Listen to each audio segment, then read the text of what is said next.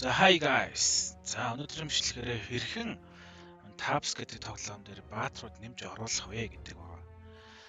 За хамгийн түрүүнд хэдүүлээ ингээд үндсэн цэсрүүгээ орно. За үүний дараа settings буюу орно.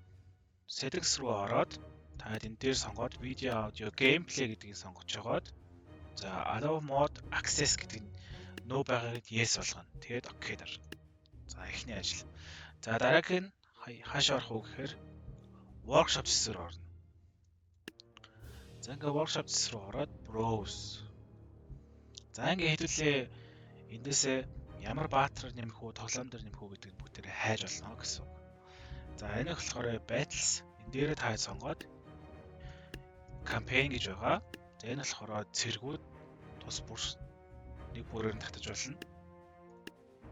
Ингээ янз бүрийн God of War янз бүрийн хүмүүсийн хийсэн баатруудын дотор байгаа. За энэ дээр нь болохоор factions буюу дотроо нөгөө олон төрлийн хүнтэй гэсэн үг. За хамгийн сүүлийнх нь болохоор map татна гэсэн үг.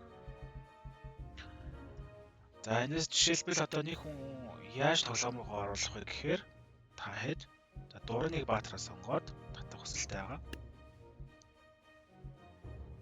За жишээлбэл за God of War гэдгийг сонгож жагаад энэ дээр энэ үйлдэл сум доошоо засан зураг даа. Энэ download гэж байгаа. За дараа download ингэж гарч ирнэ. За окей. За буцаж болно. За дахиад өөр баатар татаж болно. За би яаж хайдаг вэ гэхээр фильтрээр сонгоод хамгийн олон хүн сонгож авсан эсвэл хамгийн үнэлгээ сайтай эсвэл хамгийн олон дагагчтай гэж байна. Би болохоор хамгийн олон дагагчтайг сонгоод энийгээ дараад тэгэхээр одоо ингээ search-ороо хайлтаараа хамгийн их дагагчтай хүмүүсийн баатрууд гарч ирнэ гэсэн үг. Одоо Godzilla, Roblox байна, D-Day, Naruto байна. За цэргүүд дээр байна. Saitama, One Punch Man. Энд болохоор нөгөө юунод байгаа шүү дээ. Marvel-ийн баатрууд, Iron Man эднэр. За энэ Darth Vader гэж байна. Goku байна. За faction дотор юу байна? За 2 дугаар дэлхийн дайн. 2 дугаар дэлхийн дайн, Оддын дайн, Marvel-ийн баатрууд, зомбинууд. Attack on Titan байна, Marvel байна. Plants vs Zombies байна. Naruto байна. За ингээд татаж болох нэ. За татсан баатраа одоо яаж хэрхэн тоглоом руу оруулах вэ гэдгийг та зааж өгье. За ингээд юу ч гэсэн буцна. Энэ дээрээ yes гэж дарна хэрэгтэй.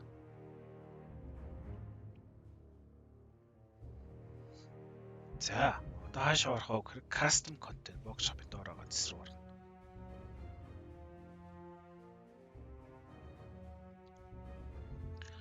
За шинэ хүний яаж нэмэх вэ гэхээр хамгийн түрүүнд энэ доор болохоор хараад харахаар нөгөө шинэ хүн нэмж болдог. Өөрсдөө дураараа зохиож болно. За энэ дээр new faction гэж сонгож аваад энэ дээр faction сонгоод одоо энэ дээр та дүрсийг сонгож болно. За нэр өгч болно.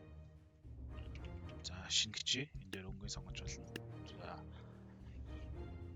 За ингээд бидний татаж авсан баатрууд маань download гэсэн дотор байгаа. Энэ биш local дотор байгаа. Би энэ дээр God of War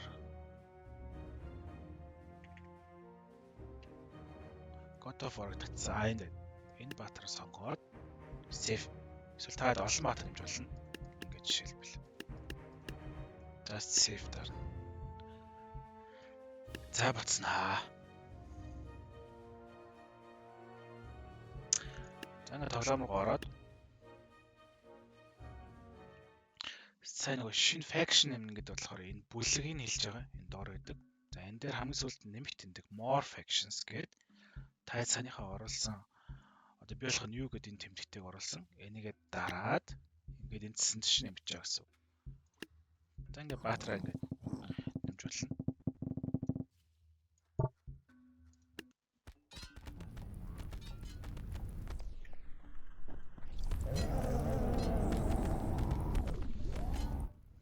За ингээд нэмж болох нэ. Ингээл айгүй амархан. За ингээд энэ хүү бичлэгээр цугсан та бүхэн баярлалаа.